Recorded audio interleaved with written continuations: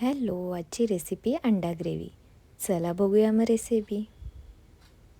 थोडंसं तेल टाकायचं आणि 2 मोठे कांदे घ्यायचे, ते बारीक कापून घ्यायचे आणि ते थोडेसे पिंकीश होईपर्यंत भाजून घ्यायचे. कांदा आपला भाजून झाल्यानंतर ह्यामध्ये थोडंसं सुकं खोबरं टाकायचं. कांदा आणि सुकं खोबरं हे भाजून घ्यायचं.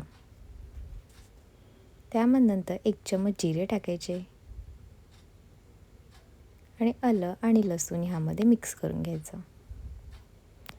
आपलं हे सगळं कांदा, खोबरं, आलं, लसूण भाजून झाल्यानंतर ह्यामध्ये 1 चमच हळद टाकायची, 2 चमच तिखट मसाला टाकायचा आणि थोडंसं पाणी टाकायचं, जेणेकरून मसाले चांगले भाजले जातात.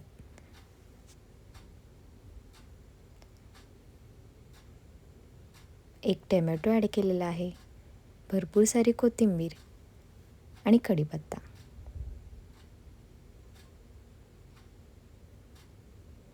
आणि मध्ये मध्ये थोडं थोडं पाणी मिक्स करत राहायचं, जेणेकरून मसाले आपले खाली चिटकत नाहीत.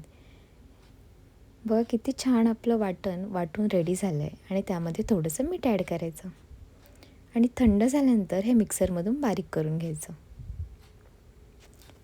एका कढईमध्ये थोडंसं तेल टाकायचं आणि जे आपण वाटण बारीक करून घेतलं आहे ते तेलामध्ये भाजून घ्यायचं.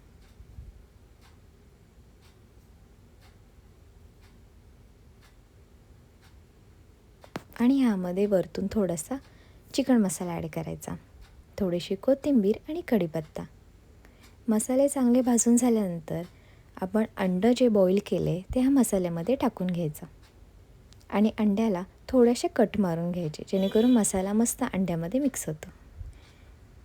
आणि आपली अंडा ग्रेव्ही ही रेडी झाली आहे, किंवा अंडा मसाला काही बोलू शकता. मग तुम्हाला कशी वाटली रेसिपी? आवडली असेल तर लाईक करा, शेअर करा आणि कमेंट करा. Thank you for the watching. Bye.